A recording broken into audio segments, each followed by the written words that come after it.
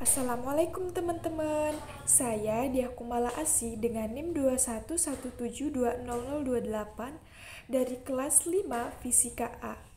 Nah, dibuatnya video ini untuk memenuhi tugas akhir mata kuliah Islam dan Sains dengan dosen pengampu Bapak Ahmad Tabrani MT. Jadi, pada video kali ini, saya akan menjelaskan sedikitnya mengenai model-model integrasi ilmu dalam Islam.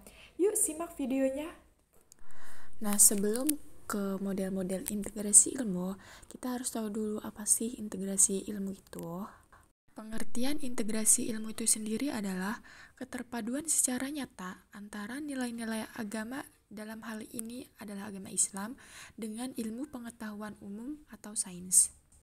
Di mana jika dipelajari secara seksama, sesungguhnya ilmu pengetahuan di dunia ini dapat diklasifikasikan menjadi 3 golongan, yaitu ilmu alam atau natural science, ilmu sosial atau social science, dan ilmu humaniora atau humanities.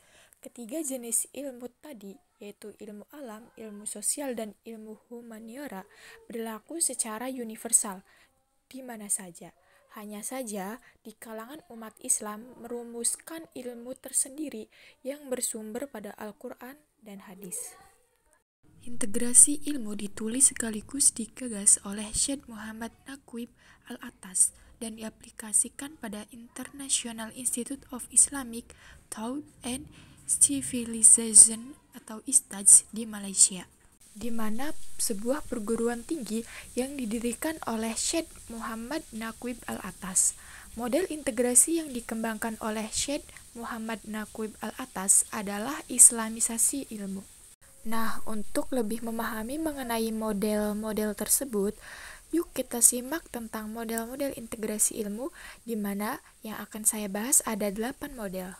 Nah, yang pertama ada integrasi ilmu melalui model purifikasi atau islamisasi ilmu oleh Al-Faruqi dan Muhammad Naqib Al-Attas, di mana integrasi ilmu dapat mengambil model purifikasi ilmu atau islamisasi ilmu. Menurut Al-Faruqi, bahwa hal ini dapat ditempuh dengan 4 langkah. Yang pertama, penguasaan khazanah ilmu pengetahuan muslim. Yang kedua, penguasaan khazanah ilmu pengetahuan masa kini. Yang ketiga, identifikasi kekurangan-kekurangan ilmu pengetahuan itu dalam kaitannya dengan ideal Islam. Dan yang keempat, merekonstruksi ilmu-ilmu tersebut sehingga menjadi suatu paduan yang selaras dengan wawasan dan ideal Islam. Sementara itu, menurut Muhammad Naqib Al-Attas yang sealiran dalam konsep integrasi ilmu dengan Al-Faruqi, yakni purifikasi atau islamisasi ilmu, mengatakan bahwa tantangan terbesar yang secara diam-diam dihadapi umat Islam pada zaman ini adalah tantangan pengetahuan, bukan dalam bentuk sebagai kebodohan, tetapi pengetahuan yang dipahamkan dan disebarkan ke seluruh dunia oleh peradaban Barat. Selanjutnya, yang kedua ada integrasi ilmu melalui model modernisasi Islam, di mana integrasi ilmu melalui model modernisasi Islam berangkat dari kepedulian akan keterbelakangan umat Islam di dunia sekarang yang disebabkan oleh kepicikan berpikir, kebodohan, dan ketertutupan dalam memahami ajaran agamanya sendiri, sehingga sistem pendidikan Islam dan ilmu pengetahuan tertinggal terhadap kemajuan yang dicapai Barat. Islamisasi pengetahuan yang ditawarkan oleh model modernisasi Islam adalah membangun semangat umat Islam untuk selalu modern, maju, progresif, terus-menerus mengusahakan perbaikan-perbaikan bagi diri dan masyarakatnya agar terhindar dari keterbelakangan dan ketertinggalan di bidang iptek. Yang ketiga ada integrasi ilmu melalui model neo-modernisme, di mana integrasi ilmu atau islamisasi ilmu melalui model neomodernisme adalah bertolak dari beberapa landasan metodologi. Yang pertama, persoalan-persoalan kontemporer umat harus dicari penjelasannya dari tradisi, dari hasil ijtihad para ulama terdahulu hingga sunnah yang merupakan hasil penafsiran terhadap Al-Quran. Yang kedua, bila dalam tradisi tidak ditemukan jawabannya yang sesuai dengan tuntutan masyarakat kontemporer, maka selanjutnya menelaah konteks sosiohistoris dari ayat-ayat Al-Quran yang dijadikan sasaran ijtihad ulama tersebut. Yang ketiga, melalui telaah historis akan terungkap pesan moral Al-Quran yang sebenarnya, yang merupakan etika sosial Al-Quran. Dan yang keempat, dari etika sosial Al-Quran itu kemudian diturunkan dalam konteks umat sekarang dengan bantuan hasil-hasil studi yang cermat dari ilmu pengetahuan atas persoalan yang dihadapi umat tersebut. Dan yang kelima, fungsi Al-Quran di sini bersifat evaluatif, legitimatif, hingga memberi pendasaran dan arahan moral terhadap persoalan yang akan ditanggulangi. Selanjutnya yang keempat ada integrasi ilmu melalui model Fazlur Rahman. Integrasi ilmu melalui Fazlur Rahman tampak lebih ditekankan pada aspek aksiologis atau penggunaan ilmu pengetahuan, bukan pada aspek ontologi dan epistemologi atau pada aspek batin, spiritual, transendental, dan moralitasnya, melainkan pada orang yang menggunakannya. Hal ini sejalan dengan pernyataannya.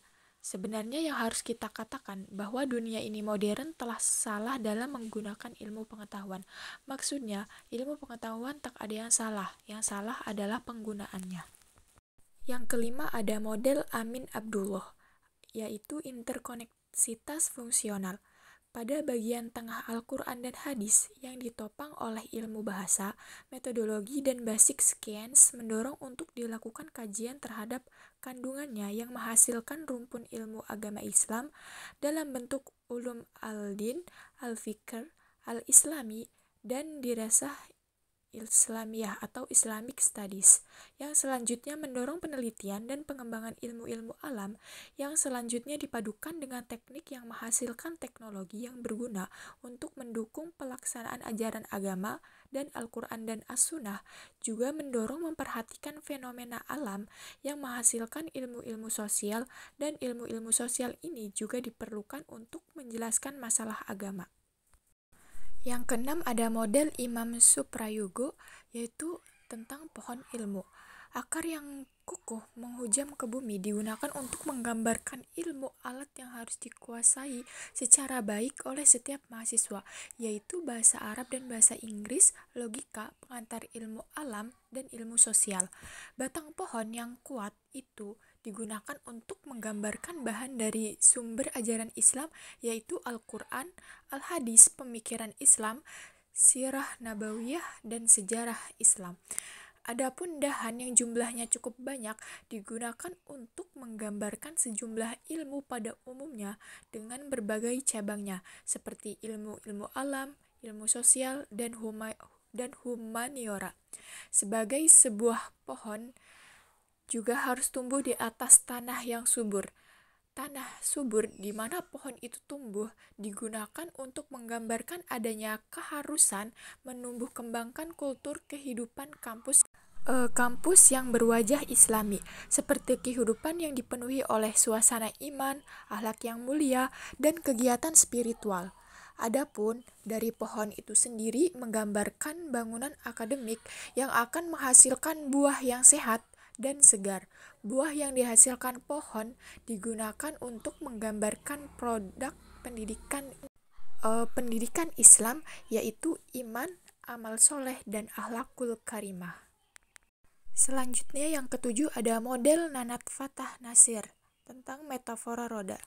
Dengan mengacu pada Al-Quran Surah Ali Imran ayat 190 sampai 191 yang berbunyi, sesungguhnya dalam penciptaan langit dan bumi dan silih bergantinya malam dan siang, terdapat tanda-tanda bagi orang-orang yang berakal, yaitu orang-orang yang mengingat Allah sambil berdiri atau duduk atau dalam keadaan berbaring, dan mereka memikirkan tentang penciptaan langit dan bumi, seraya berkata, "Ya Tuhan kami, tidaklah Engkau menciptakan ini dengan sia-sia. Maha suci Engkau, Maha peliharalah kami dari siksa api neraka." Nah, berdasarkan ayat tersebut, Nanat Fatah Nasir mengembangkan model integrasi ilmu dengan mengambil model roda. Roda adalah simbol dinamika dunia ilmu yang memiliki daya berputar pada porosnya dan berjalan melewati relung permukaan bumi. Roda adalah bagian yang esensial dari sebuah makna kekuatan yang berfungsi penopang beban dari suatu kendaraan yang bergerak dinamis. Nah, selanjutnya yang terakhir, model Mulyadi Kartanegara, yaitu tentang tauhid pada wilayah ontologi, epistemologi, dan aksiologi. Dilihat dari integrasi ilmu holistik.